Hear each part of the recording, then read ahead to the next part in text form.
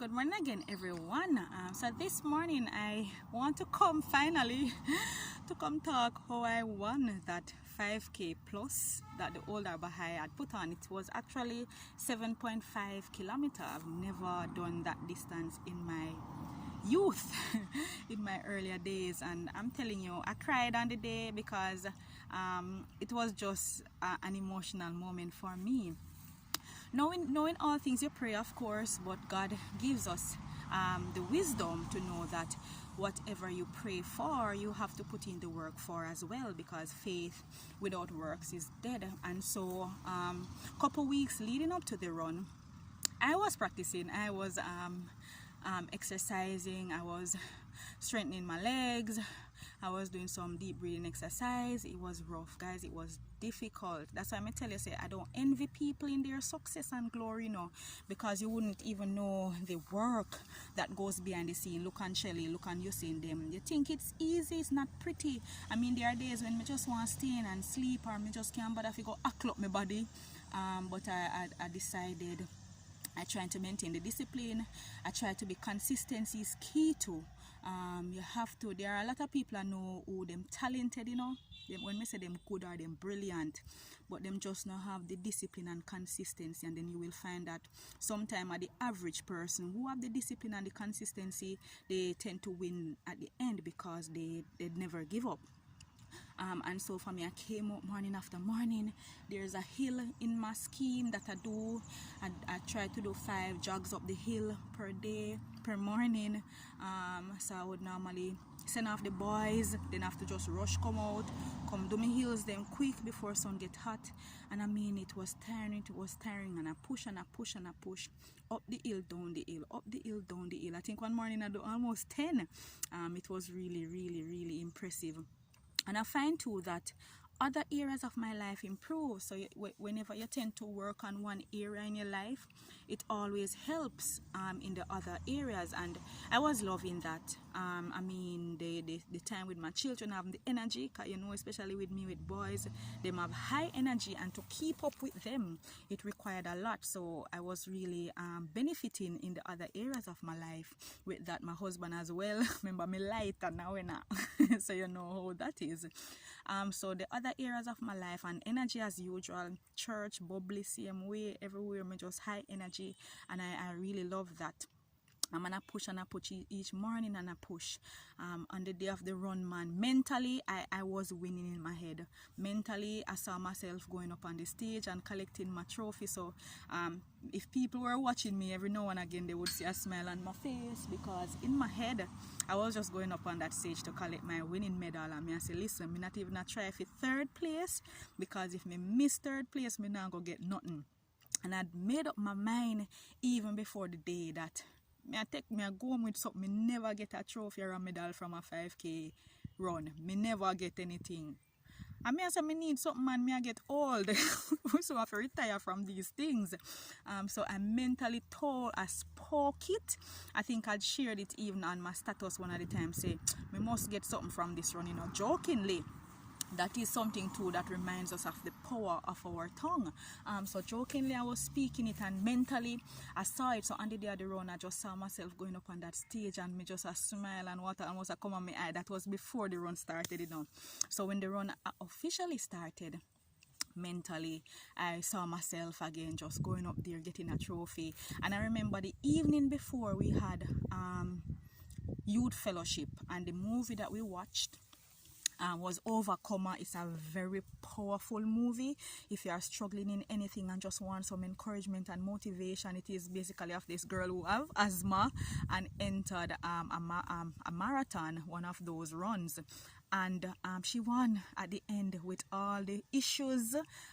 Some people have some excuses. She had asthma and had to be on the pump, but she won. And in my mind, her name was Anna in the movie. During the run, I was there calling myself Anna. I said, go, Anna, go. You can do this.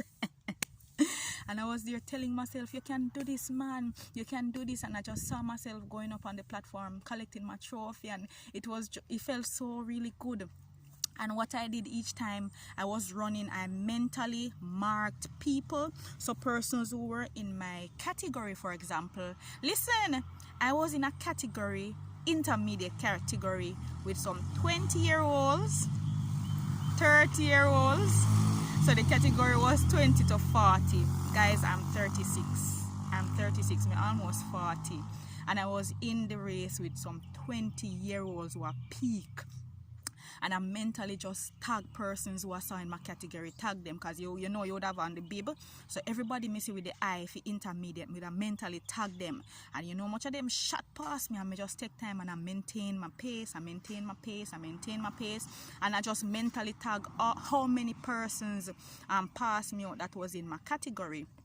And guys, I ran at a steady pace for half of the run. Remember, 7.5k, so I must have run close to 4 kilometers without stopping. I have never done that in my life, because each time I told myself, all right, when I reach down to Old Harbour, when I reach down to the bridge, me I go stop.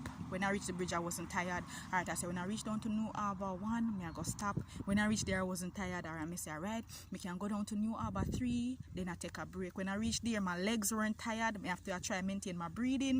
Alright, I say, yeah, no, I go try run, go down to Old Harbour Bay Church. When I reached there, I wasn't tired. I say, oh my God, and I just kept going, and I started to speak to myself again. So myself getting the trophy again, and I was running. Alright, me say, alright, you know, me just I go run. Me not even go set no limit on myself anymore. I just gonna run. I'm just gonna run until me know, cause you know your body limit. Your body will speak to you when it is time. And I ran for half of the race. I ran, if you know Old Harbour Bay area, I ran from Old Harbour High School straight down to the intersection at Old Harbour Bay, right where I think the police station is right there, a post office or a school. And the only reason I stopped was because when you reach halfway, you have to stop to get a stamp on your hand to mark that you have done the half length, and my shoes lace was pulled, so I had to just go down, get the stamp, tie my shoes lace, get up back. But coming up back, honestly, I was tired, so I ran, walk, and remember, I was mentally tagging people, so this was the difficult part for me. So I start tagging them, and I go past them out one by one. I saw that, and one by one I saw another one, and one by one. Listen, you see, maybe in the last 1 kilometer of the race, I saw 2 people. Those were the 2 that passed me out first. So me I say, my God, see number 1 and number 2 there, how me I go do this? And I just start seeing the trophy in my head again, and me just start smile, and me just start run, and me say, Candice, you can do this, you can do this. And I just kept running, and me just see them, and I just saw them, and me run. I watch the step in front of me, and me just look upon them again, and I'm a little bit closer. Me just start talk to myself again. I saw them, I was a little bit closer. Guys, I think it was less than 1 kilometer of finishing the race that I pass out the first and second place persons, and that is how I came in first position. And me just decided, say, right, I'm just gonna run and give them a good distance, that even if me get so tired at the end of the race, they won't be able to run so fast to come pass me out. It was, listen, that race was more of a mental run for me than what it was a physical run, because of what I was doing in my brain, what I was doing in my mind the entire race. And I mean, I came in and me never that tired. I was not that tired. I was not that tired. And me have to just thank God that God gives us wisdom. So you see in life, when you want things, you can speak it. I was jokingly talking it, but it manifested. Whatever it is that you want, you speak what you want to see happen in your life, and not just speak it and pray about it. But faith without works is dead. You get up and you put in what is required of you. You want to become a leader, you want to have a career, you like to bake and so on, but there are certainly little techniques or habits that you need to develop. Go on YouTube. My friend would have said Dr. YouTube and Dr. Google have a lot of stuff. Go and read up stuff. If you want to be a leader, go do some public speaking thing. If you want a career in so on, find out some ways of how you can. Suppose you want to do baking. You're very good at baking, but somehow your business just not happen. Find out ways on YouTube, research Google, find other persons who are doing well in those areas and allow them to be mentors and help you up. Me always tell people you don't have to struggle alone. There's a lot of help out here. And so if you can just find the right people, have the right mindset, don't believe that you're a victim, so everything happen, boy, me salt or this. Things will happen. Listen, things happen to me sometimes. I'm so broken, I am so overwhelmed, but I don't stay in the valley. I just shake it off and I move. If it require me a day or two to just stay in there and just cry a little, do whatever I need to get through. Yea, though I walk through the valley of the shadow of death, I will fear no evil. So we were not designed to stay and have pity party, or designed to stay in the valley. We were created to keep it moving. One thing about life is it goes on. And so if you may not be even feel like you're winning in this season, this is just a season and you have another beautiful chapter coming up. So this is just me encouraging somebody that whatever it is that you want in life, it is not impossible. Me think when me hear say me in a category with 20 to 40-year-old, me I say John Oster after me can't get no trophy out of this. See? I was the champion of that race, and I'm not glorifying myself because I'm not that type, but the second and third place persons were younger persons than me. They were younger persons than me, yet still I walked away with that trophy because I spoke it, I was winning in my brain, and I decided that listen, this is I need something from this coming on how the rest of the year I go because I old me I get old, and it happened. So you may be doing something and you just want to encourage yourself, and don't be afraid to encourage yourself. Don't wait upon people to cheer you on. Encourage yourself.